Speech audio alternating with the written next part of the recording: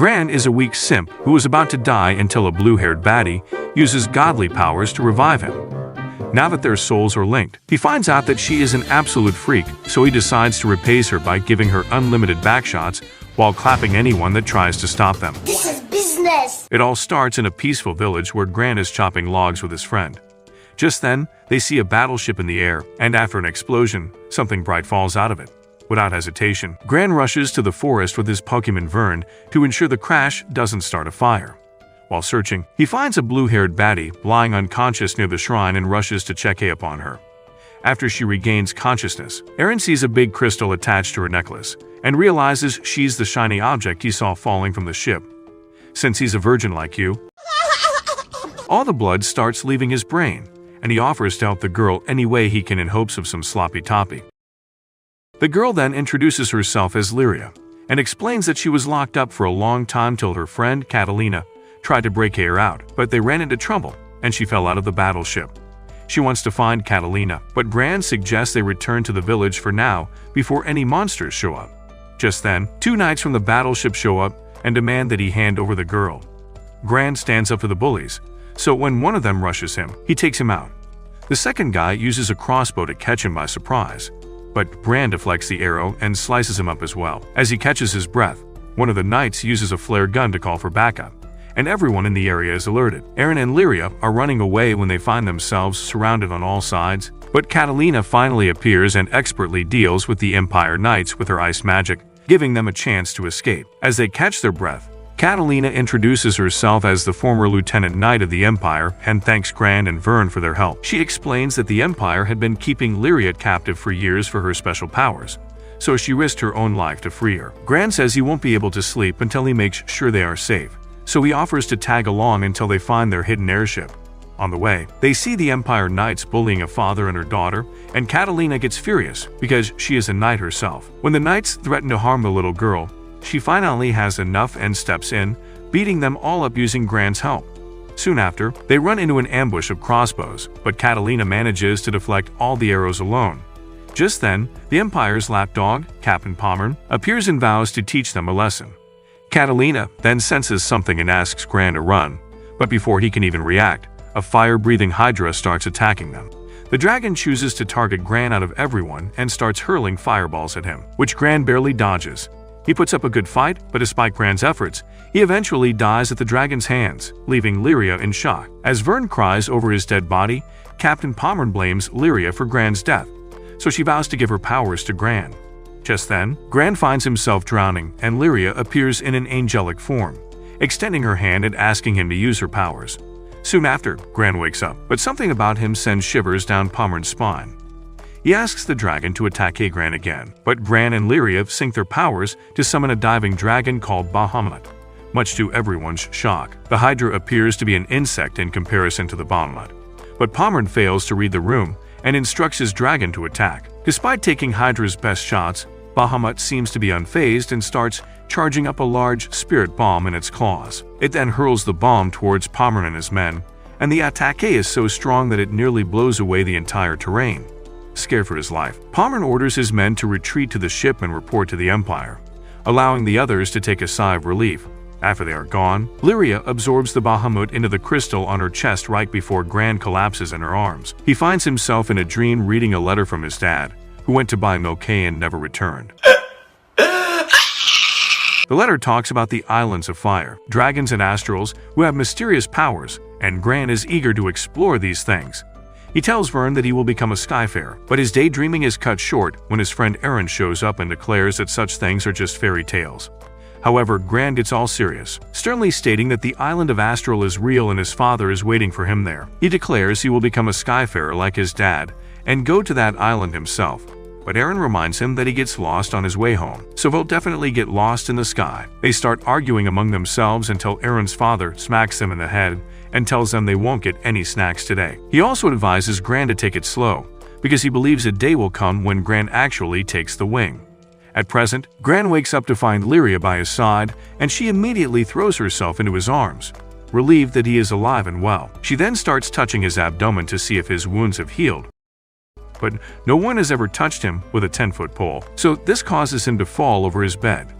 Hearing the noise, Vern and Catalina show up as well, and they are all happy to see him alive and well. When he asks what happened to the Empire Knights, Catalina assures him that they won't return anytime soon. Gran then asks if the villagers are okay, and she says everyone is fine except him, who is supposed to be dead. Vern believes he was merely healed by magic, but Catalina states that he was indeed dead, and Lyria's powers brought him back. Gran asks for an explanation, so Catalina reveals that the Empire was researching the power of primal crystals for many years to expand its domain, and Lyria was the key to their plan. However, they couldn't find a way to utilize her powers, so they locked her up in a room. Catalina wanted her to live a normal life, so she helped her escape from captivity. Lyria's power comes from a primal crystal, which allows her to control beasts of the astral, and that's why she was able to summon Bahamut. Gran and Vern get excited thinking Lyria is one of the legendary astrals, but Catalina breaks the news that all astrals went extinct a long time ago. Lyria has no memories from before she was captured by the Empire, so she doesn't even know who she is or where she came from.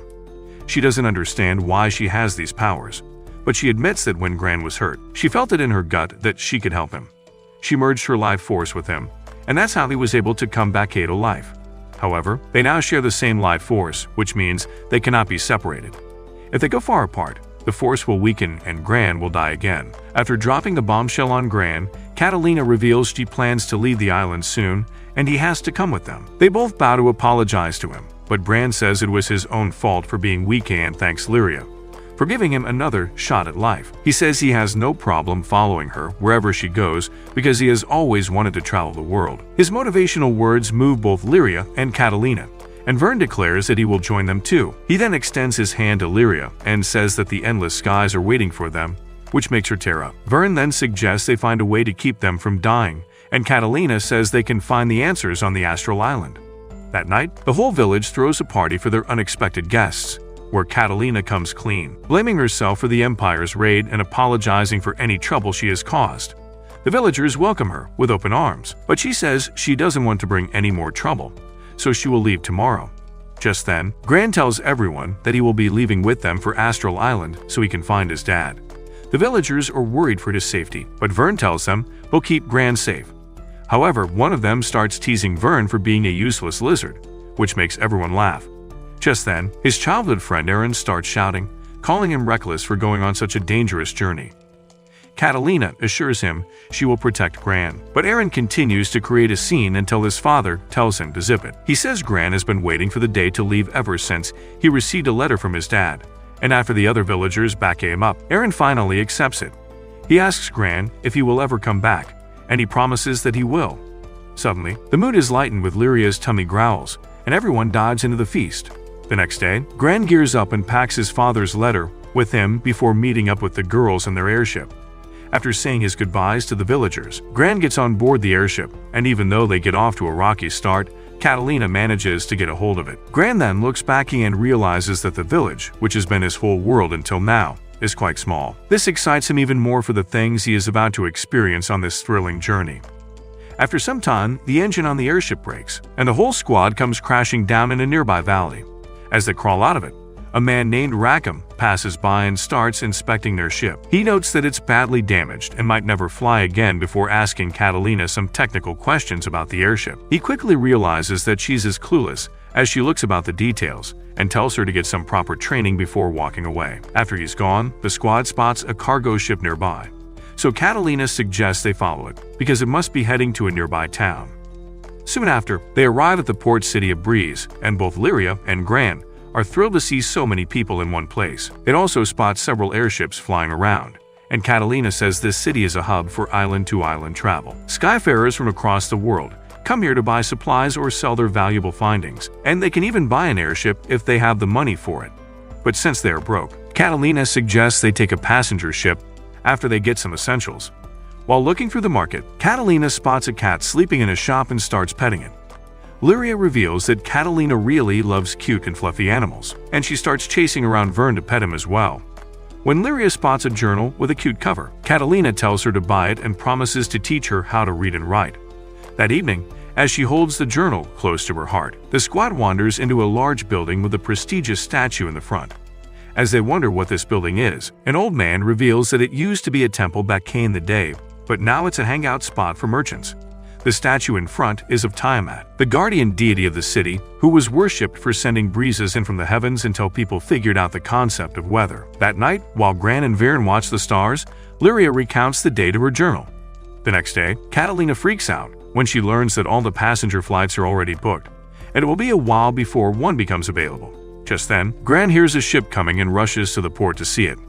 While he is taking in the sheer scale of the ship, Rackham appears again and starts describing each and every element of the ship in detail, as if he's the one who made it. Gran asks if he is a skyfarer, and he says he used to, but those days are behind him.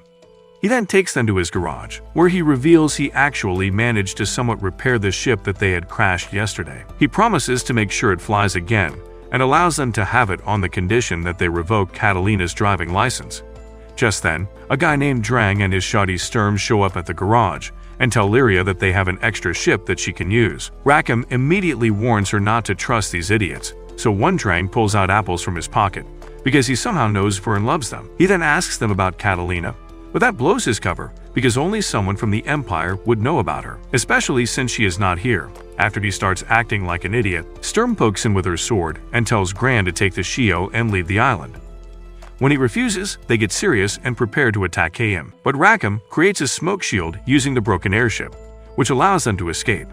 Drang and Sturm give chase, and when Gran realizes he can't outrun them with Lyria by her side, he asks Vern to take Lyria away while he holds off the pursuers. Drang hurls a fireball at Gran as a warning, but he slices through it using his sword and charges them head-on. Before he can reach them, someone makes debris from a nearby building to create more chaos, and Rackham appears from out of nowhere, leading them into a tunnel. Unbeknownst to them, a mysterious woman is watching them from the rooftop. Down in the tunnels, Rackham reveals that these paths were used during the war and asks Gran if he has an extra chromosome, because he was fighting someone way stronger. Gran says that was his only option, and although Rackham admires his guts, he tells him to place some value on his life.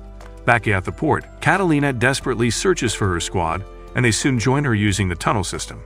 She questions where they went, so Gran takes them to a tavern, where he reveals they were chased by people from the Empire.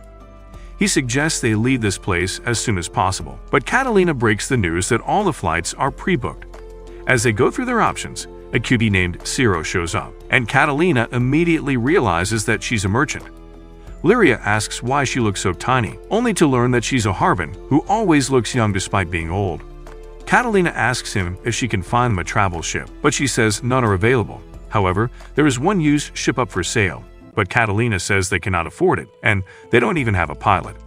Just then, some guys at the next table recommend that they talk to Rackham, because he is an excellent pilot. However, he spends all his time and money repairing a shipwreck, hoping to get it airborne once again.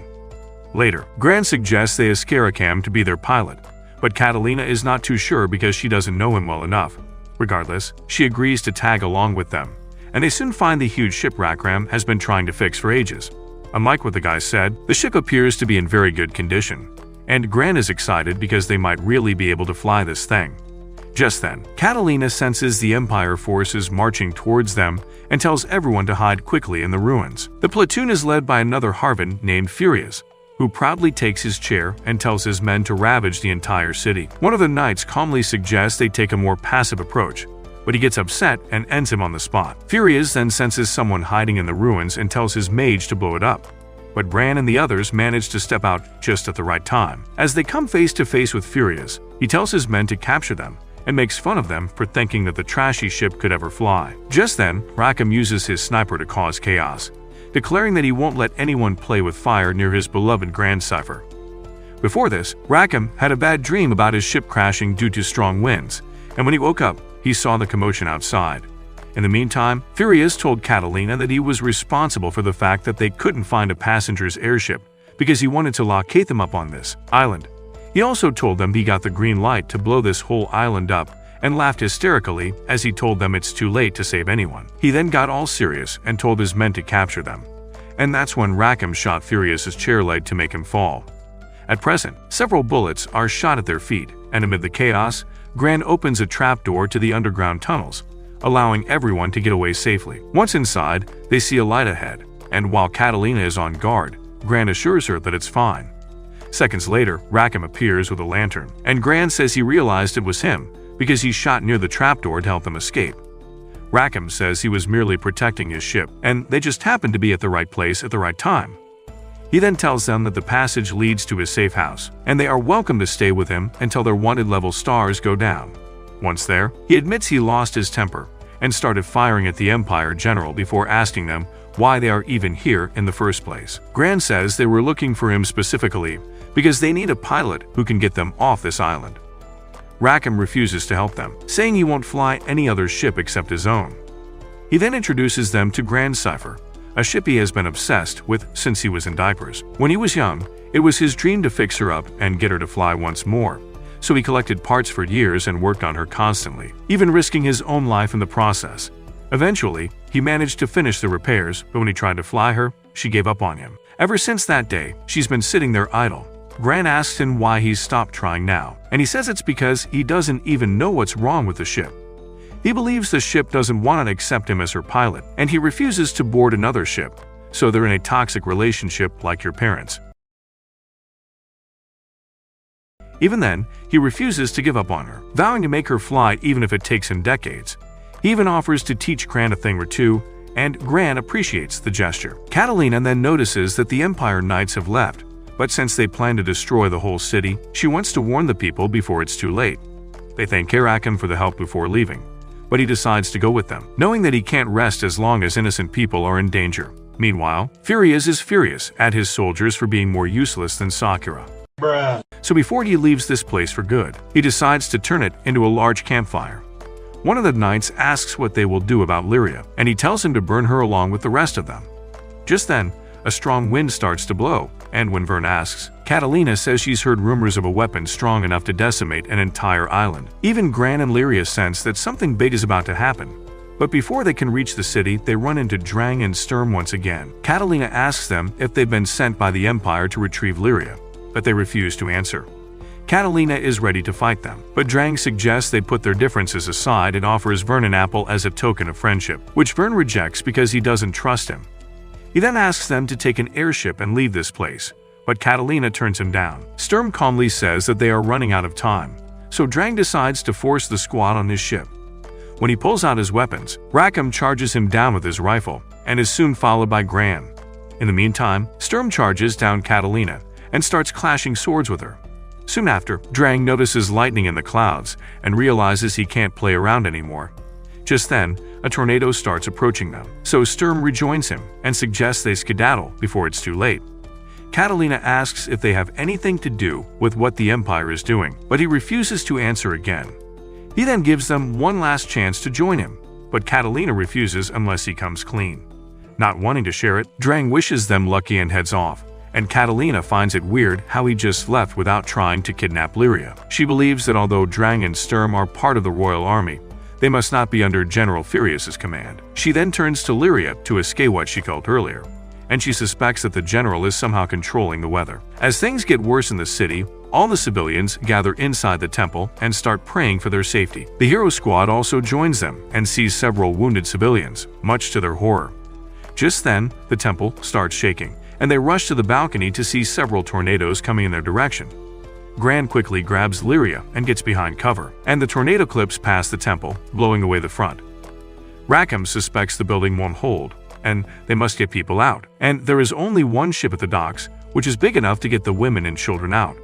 However, since the pilot was injured earlier, no one can fly it. Just then, a helpless father begs Rackham to pilot the ship and save his family, and Rackham agrees to take the wheel. As he heads to the ship, the thought of Grand Cipher stops him in his tracks, but he snaps himself back and rejoins the others. Once they reach the port, they see General Furious set the ship ablaze with cannons, before explaining that the goddess Tiamat is real, and she's furious with the people because they have forgotten about her. When Rackham returns with the bad news, Lyria asks him to bring her closer to Tiamat using a smaller ship so she can use her powers to control her. Even though Rackham is skeptical of her abilities, they have no other choice, so he agrees to take her closer to the wind goddess. He then takes the whole squad to his Grand Cipher, and even though she never flew for him before, he believes it will work this time. Against all odds, Rackham actually manages to make her fly, and now they're one step closer to saving the city. After passing through the dark clouds, they see a giant mountain of ice in their path, and Rackham uses his superior piloting skills to easily go around it.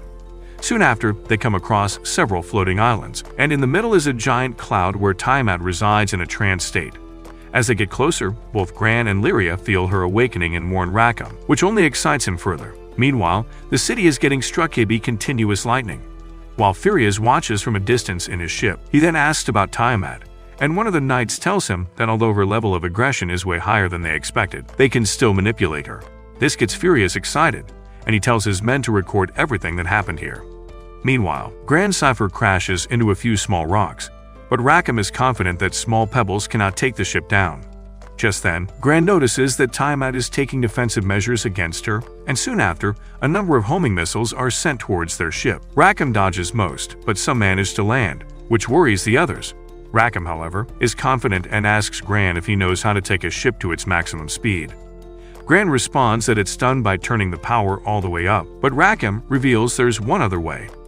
He then takes the ship as high up as possible and turns the engines off, letting gravity do the work for him.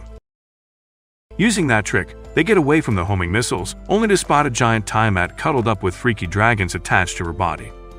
She then awakens majestically, and her aura is so high that it sends shivers down their spine. Gran quickly instructs Lyria to use her powers, so she taps into the crystal and telepathically asks Tiamat not to destroy the island. Tiamat doesn't listen, and instead starts attacking them, but Lyria is confused as to why she's not listening. She rushes to Gran and asks him to do her a favor, so Gran tells Rackham to fly them directly on top of Tiamat. She continues to attack Hatham, but Rackham expertly dodges and flies up until the ship is on top. Lyria then reveals that the Empire has done something to make Tiamat suffer, and she is going to use the power of Bahamut to help her. She then transfers that power to Gran, who immediately takes a leap and uses the floating islands to parkour near her. Tiamat senses him and tries to take him up, and despite her destructive attacks hitting him, he powers through and strikes the primal crystal on her chest. The destruction of the crystal ends the corruption in Tiamat's mind, so when she sees Gran free falling to his death, she quickly uses her powers to rescue him.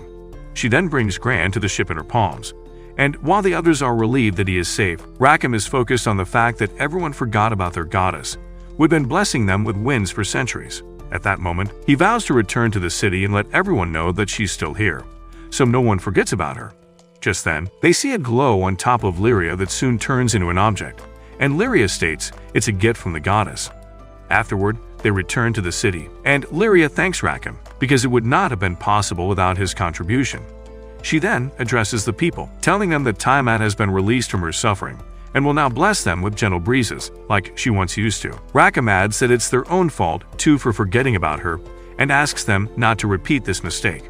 Later that day, while Luea and Vern head to the tavern, Gran gets himself taped up, but Catalina sees him struggling and offers to heal him. She tells him that he is too reckless with the way he fights, especially when there is no respawn button in real life. She asks him why he doesn't value his own life, and Gran responds that he only did what felt right in the moment. She asks what he would have done if the goddess hadn't saved her, but Gran says he was hopeful he would be okay thanks to Lyria's power. Catalina tells him that since he and Lyria share one life force, that means she is his guardian too, so from now on, he must consult her before doing something so dangerous.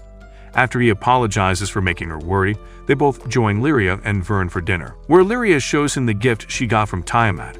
As soon as he touches it, they both see a vision of a volcano.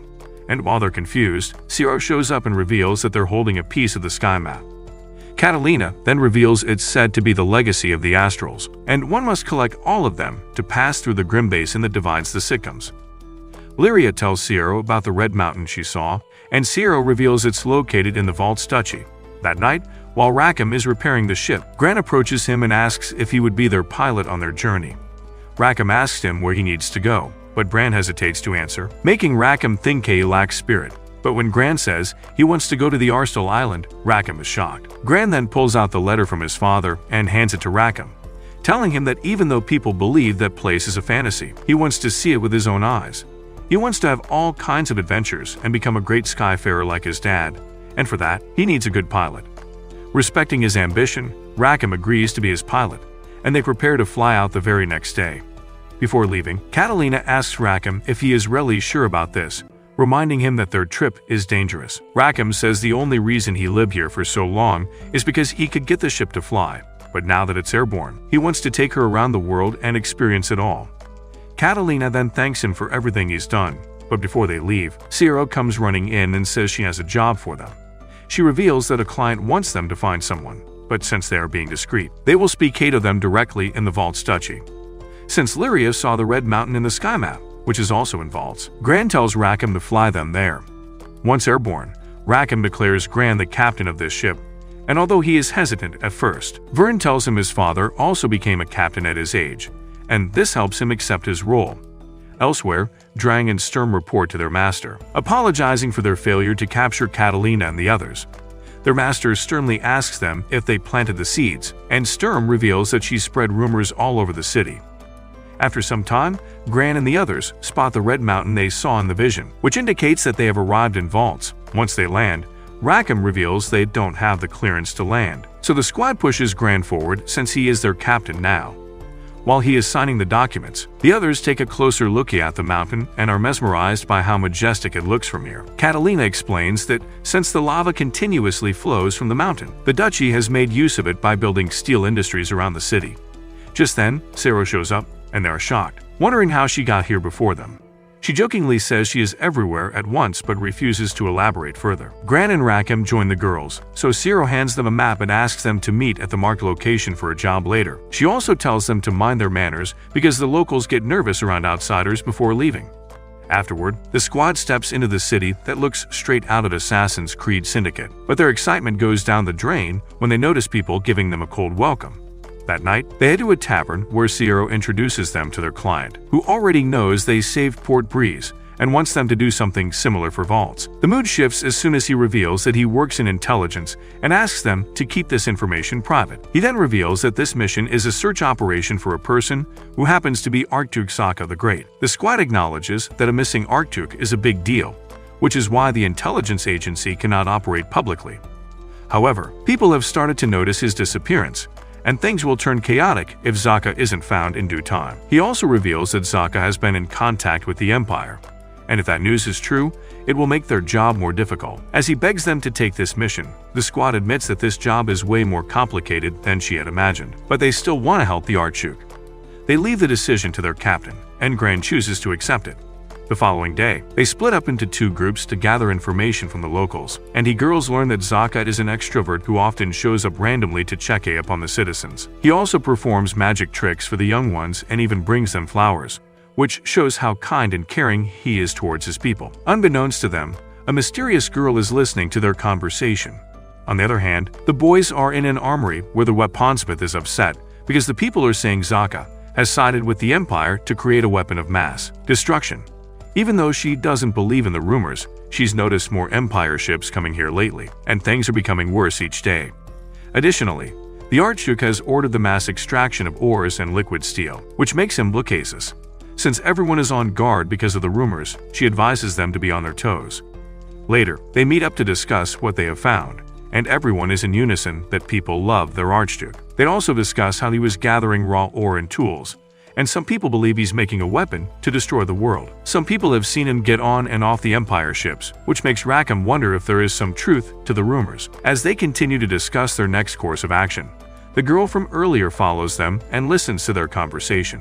The next day, the squad visits an abandoned factory where Sokka was last seen, and the girl follows them again using magic to make herself invisible. When Catalina mentions that someone is following them, Lyria freaks out, and Rackham says he noticed it yesterday as well. They suspect it's a mage from the Empire, and when Lyria voices out her concerns, Gran promises to protect her no matter what. Just then, they hear the girl screaming and rushed to see her getting diddled with by a bunch of goblins. Without hesitation, they fight off the goblins and rescue the girl, and Gran even offers her a hand.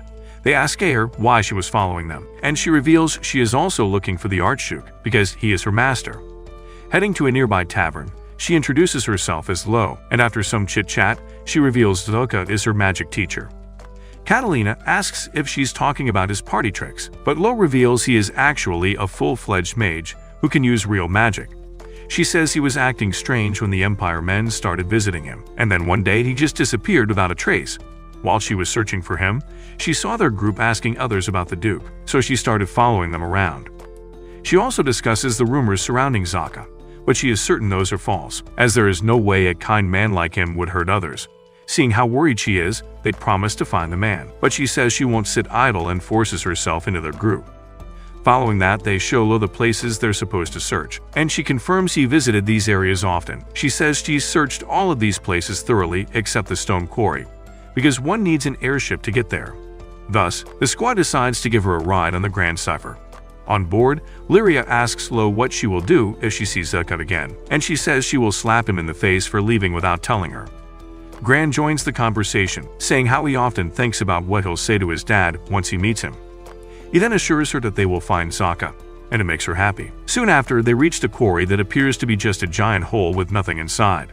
They decide to give up, but Lo senses traces of magic inside and uses her wand to reveal a secret entrance that leads underground. Taking the stairs, they reach a giant research facility with big machines, and not long after, Lyria senses something that she can't fully explain.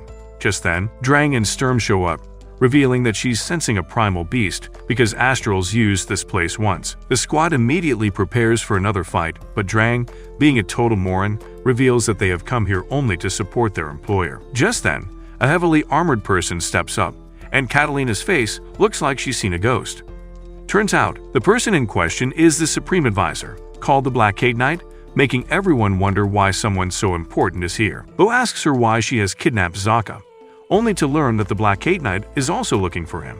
She reveals the Empire had funded a combined research project with Zaka, but he disappeared with the result. The project was his own idea to use the power of primal crystals and incorporate them into machines, and that's why the Empire is targeting Lyria and the Black Kate Knight's doll. As soon as she leaves, the hero squad hears an explosion in the background, and a mechanized monster steps out of the smoke. Lo quickly realizes that the machine is running on Zeka's magic, and tries to bring him back to his senses, but it starts attacking. Gran blocks its punch and holds the mech in place, while Rackham uses his rifle to shoot it down. He then stops Lo from getting too close and tells everyone to run away, only for the mech to get back in its feet again. They somehow get away from the monster, and Lo breaks down because she was hoping her voice could reach Sadaka through the mech. Lyria reveals that her voice did actually get through while they were fighting, so she asks her not to give up and keep trying. After she cheers up, Rackham suggests they locate an exit, but Catalina wants to search the place for any signs of the Archduke. Just then, Lyria hears a voice calling to her, and they decide to follow it. It leads them to a stairway that goes down deep, making them wonder what it was used for. On the way, Lyria asks Lo to tell them more about Zaka, and she says he's a clumsy idiot who sometimes forgets to eat because he is so invested in his research. He also forgets their tutoring sessions, and she often finds him covered in mechanical oil. Additionally, he always talks about how he wants to put smiles on people, and everything he does is to make others happy. Lo says he is a really kind person, so if he's really doing something harmful, she must stop him and use her own magic to make him smile. Soon after, they reach a long hallway that leads them to a big underground palace of sorts. There, they find a large armored figure, a primal beast called the Iron Giant, in a trance. Just then, Zaka makes an appearance and sternly tells them to leave, but Lo begs him to come home with her. When he doesn't recognize his own pupil, they figure he is under some mind control and try to awaken him, but he keeps yapping about reviving the Iron Giant. He also mentions that he's figured out the way to control the power of primal crystals, and it immediately reminds them of what the Black Kate Knight said. Gran quickly guards Lyria, who asks the Archduke if he was the one who called her here. The old man confirms it and asks her to give up her power, but the Black Kate Knight, who has been watching from a distance, asks her doll to pour some juice into the Iron Giant. This causes the giant to awaken, so the hero squad prepares to fight it. When ordinary attacks fail to damage it, Lyria lends Gran the power of Bahamut, but even that scrapes it just barely. The giant flings Gran away, forcing him to hang off a chain several feet into the air. As the giant slowly approaches the others, Lo uses her spells to slow it down, but all her efforts fail. However, when Lyria places her hand on her staff, she lets out a really strong attack that makes the giant fall backwards. Realizing they can win by working together, Lyria buffs her entire squad with the power of the Wind Goddess, and they quickly tip the scales in their favor. As a last resort, the Iron Giant tries to destroy the whole place, but Lo uses a powerful spell to end the battle once and for all. She then walks up to Zaka, all furious, and smacks him in the face, which finally brings him back to his senses. She then embraces him and tells him there are other ways to protect vaults, so he must not take this route. Seeing her break down makes Zeka realize that he's committed a terrible mistake, so he hugs her back and apologizes, promising to never leave her behind again. However, all of a sudden, Zaka freezes in one place, and debris starts falling from above. They quickly get him out and take him home, and it takes Lo into a flashback cave when her parents died, and she had to live on her own. While others her age had the liberty to play and have fun, she had to worry about surviving in this world where she had no one left. Then, one day, this scary-looking man approached her and produced flowers out of thin air to cheer her up. After she opened up to him, he showed her how to harness her magic and took care of her from that day onwards. She adds that Zaka is the closest thing to a father in her life, and this makes Lyria tear up, because she has no memories of his parents or where she was born. The only family she has is Catalina, and she can't even imagine what she would do if something were to happen to her. Seeing her so sad, Lo pulls out a trick from her master's playbook and produces a flower out of thin air to cheer Lyria up. Zaka told her to perform this trick whenever she sees a little one crying, but she cannot understand why he is so fixated on making them happy. Just then, Zaka wakes up, saying that a nation whose youth have lost their smiles has no future. When he started observing the young ones in this city, he realized that most of them were sad, so he had to take extensive measures to make them happy. Lo still doesn't understand why he was creating a weapon of destruction, so he explains that someone visited him recently and gave him something called the Source of Power. However, his memories are all a blur after that, which means he was not in control. He believes he was led astray by someone and ended up using the Iron Giant for his evil goals. However, Lyria reveals that the giant knew he was a kind soul underneath, so when the debris fell on him, the giant used his own body to blockade the impact. After Lyria's primal crystal absorbed its powers, its memories were transferred into Lyria, so she knows the giant wanted to protect Zaka. She then shows him a piece of the skem map that the Iron Giant left her, and even though she wants to give it to Zaka, the man suggests she keep it for herself. Afterward, Lo thanks him for the help and asks what they will do next, and Gran says he's gonna find the Astral Islands where his father is waiting for him. When she asks if they have a lead, they look at each other's blank faces before touching the sky map, which shows them a blue island. Catalina and Rackham realize that the place can only be the August Isles, so they decide to go there next. The next day, Zeka comes to see them off, and soon after, Lo joins them with her luggage, revealing that she will be joining them too. She says she wants to travel the world and become an even stronger mage so she can make people smile, and Gran agrees to have her on board. Elsewhere, two adventurers, Mary and Carva, are raiding a dungeon to find treasures, but they keep activating all the traps and find themselves in a lot of trouble. Meanwhile, the hero squad is in a tavern with Sierra, who thanks them for giving her a ride to this island, as Catalina tells her they had to stop here to stock up on supplies before they went to Auguste, Rackham, and Lo get into an argument. Quickly breaking their banter, Sierra offers them a discount on her shop as a token of gratitude for helping her. Everyone is excited to buy from her, but she asks them to wait 3 days while she gathers stuff for them. Since they have free time on their hands, she tells them about the ruins in a nearby forest, and she also has a request to search them. Rackham asks if she agreed to gather supplies for them so she could pin this job on their team, and she sheepishly admits. The squad agrees to take the job on, so she draws them a map marking the ruins. The following day, despite Gran's inability to follow directions, they somehow make it to the ruins. Catalina advises everyone to be careful, as the ruins have never been explored before. But when Rackham ignores her advice, Lo starts arguing with him once again. Lyria excitedly steps up and tells everyone to follow her, but the tiles break beneath her feet, and she's now half buried in the floor. Before they can pull her out, each member starts falling one after the other until the floor breaks, and they find themselves free falling into a slide. It divides them into 2 teams, with Catalina, Vern, and Lyria in one, and the remaining on the other. While they wonder how to get out of here, Catalina sees a bat monster coming her way and slices it up with her sword. She then notices Lyria sticking her ear to the wall, and Lyria reveals she knows where Gran might be. On the other side, Gran senses where Lyria is as well because they both share a life force. Lo believes it's rather romantic that they get pulled towards each other, but Rackham starts teasing her again. Just as Gran points towards Lyria's direction, a wave of water floods the cave, and Lo uses wind magic to protect them. After the flood has passed, she leads the way towards Lyria. Meanwhile, Catalina and Lyria run into a bunch of traps and almost fall to their deaths. Luckily, they come out unscathed and catch their breath in a room where Lyria reveals she can feel Gran in all directions.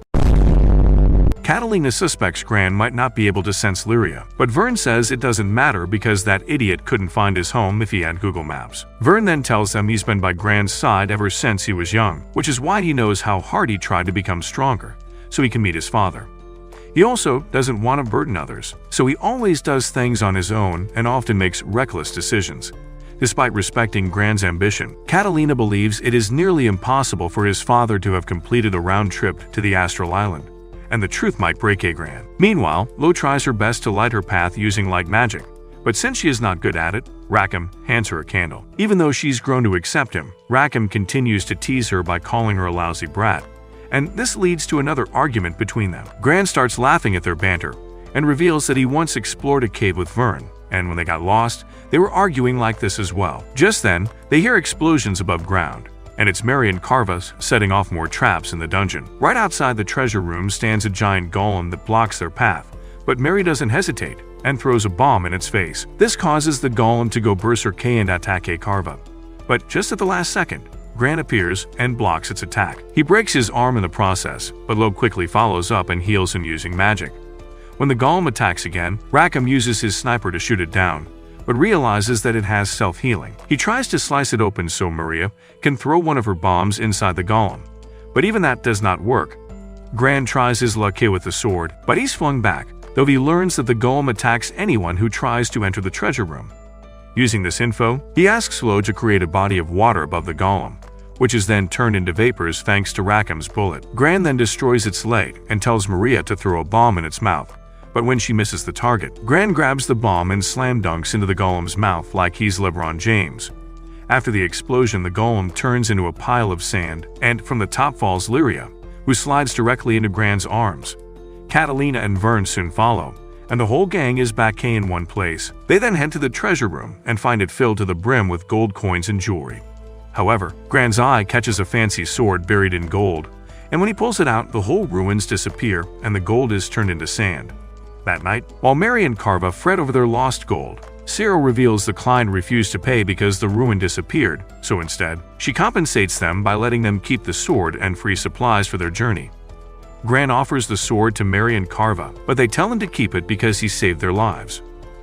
Later, Lyria dreams of a massive library where she spots a girl quietly reading. Suddenly, all of Lyria's friends are executed by that same girl, and when Lyria demands to know why, the girl turns to reveal that she is actually Lyria herself. Just then, Gran wakes her up, and she immediately tears up, anxiously asking if everyone is okay. Gran tells her that she had a nightmare, so she looks infantile, takes a sigh of relief. He assures her that everyone is fine, and they are all waiting for her on the deck, which puts a smile on her face. She soon joins the others as they close in on August, and the girls are thrilled to see an ocean for the first time.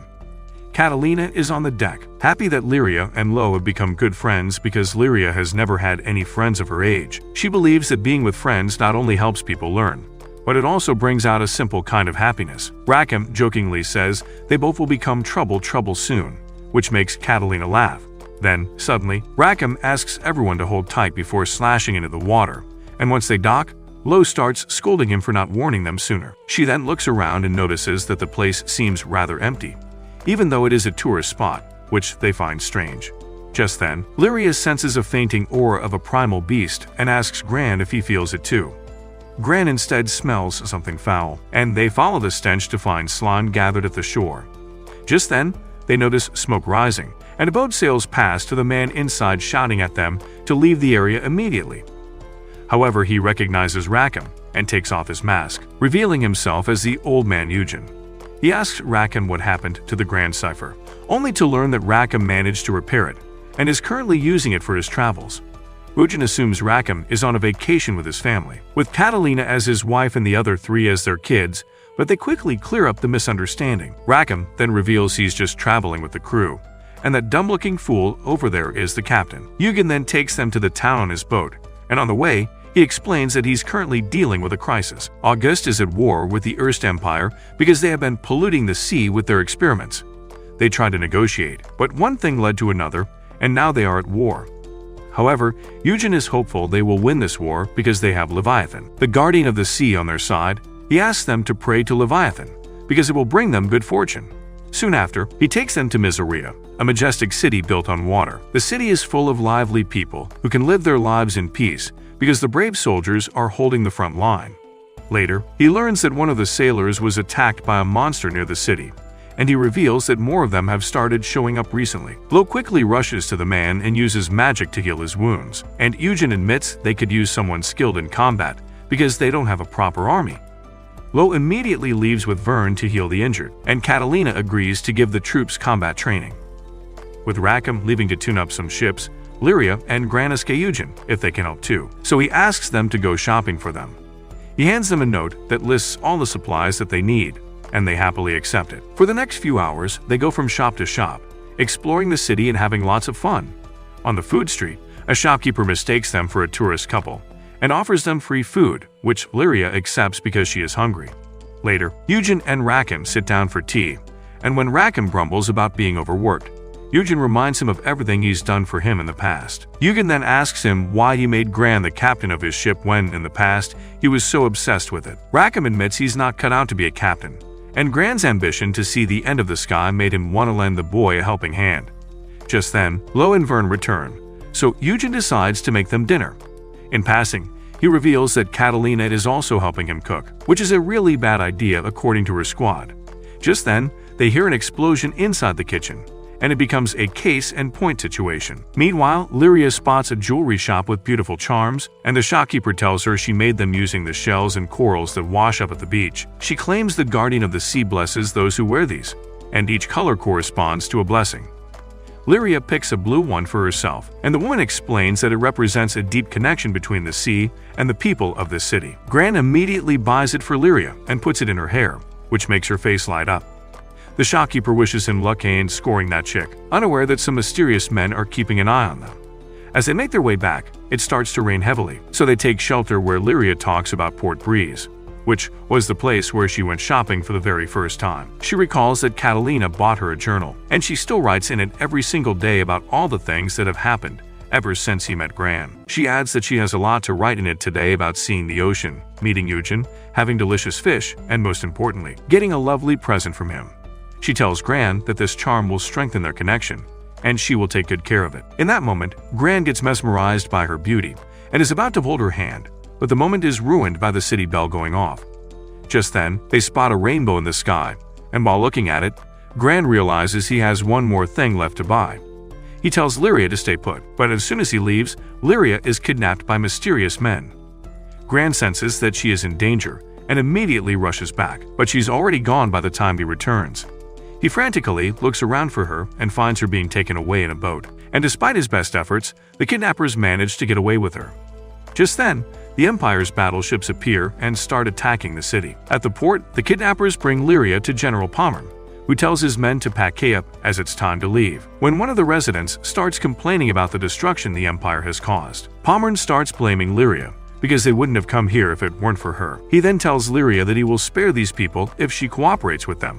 But Lyria does not wish to go with him. She says she wants to continue her journey with Gran and the others, but Pommern refuses to let her go. He says she is a mere tool left behind by the Astrals to destroy the world, much like the pistol in his hand. Lyria argues she is a human and won't hurt anyone, which makes Pommern realize she must have lost her memories. He then waves a crystal in her face and asks her to remember the time when she was a test subject along with the others. He asks her to remember what she did to the others, and some images flash before Lyria's eyes, making her cover her eyes in horror. Pommern manipulates her into thinking that it is not safe for the general public if she walks among them, and even if she stays with her friends, she will bring them pain and suffering. This reminds her of a nightmare she had when she first came to this city, and a look of horror appears on her face. Pommern then pulls out the charm from her hair and breaks it into bits, and while she collects the broken pieces, Gran approaches the port and starts taking down the Empires all by himself. Just then, he notices Lyria on her knees with tears in her eyes, and following that, the Leviathan appears and breaks Pommern's ship in half. Using the chaos to his advantage, Gran passes through the knights and kicks Pommern into the water before checking up on Lyria. The others join them as well, but they quickly realize that she is not herself right now. Before they can pull her out of the trance, the Leviathan sends a huge wave towards the city and floods it. Gran finds himself drowning alongside Lyria, but a mage named Rosetta pulls them both out of the water. That night, the group realizes that Lyria has gone into a trance, and all their efforts to wake her up have failed. Just then, Rosetta enters the room and informs that the dragon they saw earlier is the primal beast Leviathan. Since the Empire has polluted the ocean, it became angry and acted irrationally. Catalina asks if that has something to do with Lyria's state, but Rosetta assures them that there is no connection. In reality, Lyria has shut off her brain like y'all during maths class, and no magic or medicine will help her. There is a way to wake her up, but if they force her to awaken, things might become worse. While Lo is panicking, Rackham calmly says their only option is to talk to her, but their words may not reach her. However, Catalina realizes that since Gran's light force is connected to Lyria, he might be able to reach her. Before they can act on this plan, Rackham grows suspicious of Rosetta's, since she's popped up all of a sudden, but Gran assures him she's friendly because she saved them from drowning, and even helped them escape in Port Breeze. After she leaves, a sailor informs Eugen that the sea is acting up again, so he and Rackham decide to check it out. Later, Gran and Catalina stay by Lyria's side, and Gran tells her everything that happened. He overheard Pommern telling Lyria that she will destroy everything again, which makes him question if Lyria did something harmful in the past. Catalina's expression changes, and she agrees to tell him everything that happened before they met him. She reveals the Empire was conducting an experiment on Lyria, and something called the Dark Essence, which had turned some wolves berserk. When Lyria was brought before said wolves, they all strangely died, and she created a really strong being, which ended up decimating the entire island. After this, the Empire decided to keep her confined so she wouldn't lose control again. Catalina was tasked to watch over her, and back then, she had a stoic look in her face. However, Catalina saw beneath her exterior and started teaching her different things about the world until she started showing more emotions. Eventually, she developed an interest in the outside world, and Catalina wished she could take Lyria away and give her a normal life. That's when she took the action and met him on the island. Ever since that day, Lyria has learned a lot from him, and Catalina admits she could have never taught her those things on her own. Every night before she goes to sleep, Lyria tells her about the things she did with Gran and Lo that day, and Catalina is happy she made new friends. Hearing this, Gran gets upset that he couldn't protect Lyria and apologizes to Catalina, but she argues that it's her fault since she's the one meant to be Lyria's guardian. She thanks Gran for everything he has done for Lyria, and asks him to get some rest while she keeps an eye on her. Gran then joins Vern on the balcony with a lot on his mind, so Vern asks him to speak up. Gran says he doesn't know what to say to Lyria to wake her up, and he also doesn't understand what she was protecting, which led to her current condition. Vern tells him that no one besides Lyria can answer these questions, so Gran should scare what she has been bottling up inside her mind. He reminds Gran that their lives are connected, and if he tells Lyria what he truly feels, she will certainly want to come back. Gran makes up his mind and is about to return when he runs into Rosetta, who tells him that she can take him to a primal beast, which might help him awaken Lyria. He discusses this plan with Rackham, and although he is skeptical at first, a little push from Eugen is all he needs to accept this as their only option. Just then, an angry Lo enters the room, complaining that they made a decision without her.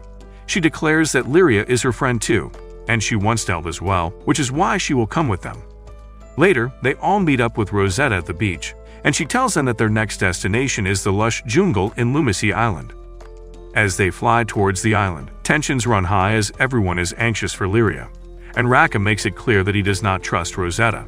Soon after, they reach their destination, and Rosetta asks them to parquet near the giant tree in the middle. In the meantime, Lyria is in a dream, roaming around in the same library while frantically searching for her friends. They all appear beside her, and Gran even extends his hand, but as soon as she touches them, they become ash and dust. Seeing them all die reminds her of what Pommern said, and she starts believing that she cannot be with her friends because she would end up hurting them. As she curls up, ice starts forming in the library. Meanwhile, the Rosetta leads the hero squad to a cave, and when Rackham complains about the terrain, she says it's the shortest route to the primal beast. As they follow her to the other side, the cave opens to a basin with a giant tree in the middle, which mesmerizes Gran. Rosetta then calls the primal beast Yggdrasil, and a beautiful red-haired girl appears in the tree. She slowly wakes up and flies down the tree before jumping into Rosetta's arms like they're besties. However, she immediately gets sad when she sees Lyria, and Gran begs her to help them. Accepting their request, Yggdrasil creates a path towards a nearby ruin and asks them to follow. There, they lay Lyria down, and Rosetta tells Gran that she will send him inside Lyria's mind using Yggdrasil's help. His job is to find Lyria and convince her to wake up, and it all depends on what she tells her. Before he leaves, Lo hands him the charm that he bought for Lyria, saying she and Vern stayed up all night to fix it. With that, Gran enters Lyria's mind and finds himself in a flooded library. Swimming through the ice crystals, he sees Lyria sitting alone at the bottom and calls out her name. When she doesn't respond, he tells her he doesn't know what's in her heart, so she should talk to him about how she feels. She strangely tells him that all these books here are memories of her past, and she has locked them here because she doesn't have the courage to read them. However, she says she will bring misfortune to everyone around her, and teleports Gran to the island where her powers went wild. After showing him what happened, she blamed himself, but Gran blamed the Empire that forced her into it. Still, Lyria says it's her power, and she alone is responsible. She says she has been thinking about what Pommern said, and she's realized she is the reason for every trouble they have faced so far. When Gran tries to step closer, she tells him to stay away or she might destroy him too, but tells her that all the towns they have visited so far have been saved from destruction thanks to her powers. Lyria argues that Catalina used to be an outstanding royal knight employed by the Empire, but now she is an outcast, only because she chose to help her. Gran assures her that Catalina doesn't feel anything negative towards her, but Lyria believes she doesn't say it only because she is a kind person. She then points out the fact that Gran literally died to save her, but Gran sees it differently, as she actually brought him back to life and gave her a chance to go on this journey. She argues he would have been freer if he had taken this journey without her, and having her by their side would only ruin their lives. She doesn't want to hurt their future, so she decides that she will end her journey here. As Gran starts floating upwards, she tells him she will give him all of her life force, and when he wakes up, she will already be a goner. Despite Gran's pleas not to end her life, she prepares herself for a heartfelt goodbye, but stops at the last moment when she sees the charm be bought for her. This allowed Gran to get closer to her, and he told her that everyone wants her to come back because they miss him. He assures her she hasn't ruined anything, but rather she is the glue that sticks them together. When he asks her to come back so they can strengthen their bonds and have a bright future together, her eyes tear up, and she finally takes his hand. As soon as she does, the library disappears and Yggdrasil creates a tree beneath their feet, allowing them to watch the open sky and the beautiful rainbow. There, Gran promises that he will never leave her again and will be there to protect her if she needs him. With that, they hold hands and wake up in the real world, where Lyria apologizes for making them worry. Catalina immediately throws her arms around Lyria, relieved that she is okay. With that, Yggdrasil willingly lets Lyria absorb her powers. But before they can celebrate this joyful occasion, they hear cannons going off in the distance. Just then, an Empire battleship flies above the island, and Pommern arrives with his knights, asking them to burn the entire forest down. Catalina and the others show up to stop him, and he immediately asks them to hand over Lyria, because she is just a weapon. When Gran argues that she's just a girl, Pommern reminds them of the things she has done in the past, but Catalina speaks in her defense, saying Lyria understands the consequences of her powers and uses them only for good. With no other choice, Pommern pulls out a magic crystal to lure out the monsters in the forest, and soon after, the hero squad is surrounded by both the monsters and the knights. As they charge in, Rosetta stops the initial attack, allowing the others to launch a counterattack. Working together, they defeat everyone, and Gran even destroys the crystal that Pommern uses. Begging for mercy at first, Pommern quickly pulls out his gun, but he is shocked when Lyria summons the wind goddess Tiamat so casually. Lyria declares she will not be afraid anymore because she has friends, before using Tiamat's powers to fling everyone away. After the battle ends, they realize that Rosetta has disappeared, but Gran is hopeful they will see her again. Lyria then reveals that he could hear Leviathan talking to her, and even though he wanted to project the sea and the people, the pollution corrupted his mind and he ended up attacking them by accident. Lyria wants to help him, so the squad decides to head back to August. As they fly away, Rosetta sees them from below, noting that Gran is just like his dad. Wait a minute! Who are you? Soon after, Eugen finds himself thinking about the time when he rescued her daughter, Apollo, from the Leviathan. Just then, his men enter the room and inform him that Leviathan and a swarm of monsters have been seen near the town. When Gran and the others arrive, they see a full-fledged war between the citizens and their deity, while Eugen begs them to stop. Just then, the Black Cake Knight appears and protects him from the attacks before disappearing again. Gran and the others soon join him, and Eugen explains that Leviathan has gone berserk on the city without any reason. Gran wants to help, but Eugen says they are no match for this overpowered Gyarados, and he should evacuate the city. However, Lyria reveals that Leviathan had been using her own life force to purify the sea, but since he's on the verge of breakdown, he needs to feed on life to replenish his own. She explains that if they find a way to ease Leviathan's suffering, it will come back to its senses and stop harming the city, so Eugen agrees to help. He tells his men to take out all the monsters in the area except Leviathan. allowing Gran and the others to execute their own plan. When they find themselves surrounded, Mary and Carva unexpectedly arrive to their aid, helping them continue on their path. Nearby, a mage and a swordswoman, Yodarha and Uil, notice the pollution in the water, and realizing that all the fish will die if the Leviathan falls, they decide to help too. Just then, the hero squad sees a pink-haired baddie named Narmia dealing with the monsters with expert swordplay, and once she sees the intent in Gran's eyes, she agrees to help him. They'd also spot a sharpshooter named Silva using her sniper to aid them as they continue forward. Mary and Carva soon find themselves with their baquet against the wall, but a Timu master Roshi named Soris appears and rescues them. The man then uses his insane Jimbro skills to take more of the monsters out, leaving the girls shocked. Meanwhile, Gran and the others once again get surrounded by monsters, and this time, Jessica, with her bazooka, helps them out. Even with her contribution, there seems to be no end to the monsters, so Rackham and Lo finally get on the same page to beat them. While Soris is boxing with the fish, a street fighter named Feather joins him and uses his lightning fist to impress him. Just when things look good for the heroes, the Leviathan uses the remaining monsters to create a tornado and cause destruction in the city. They assume Leviathan is commanding the monsters, but Gran realizes that something else in the flock is doing the dirty work. With no way to locate the commander, Vern asks Lyria to summon Bahamut and fry everyone, but she refuses to let Leviathan burn in the process. Just then, they get attacked, but a saber wielder quickly deflects the attack.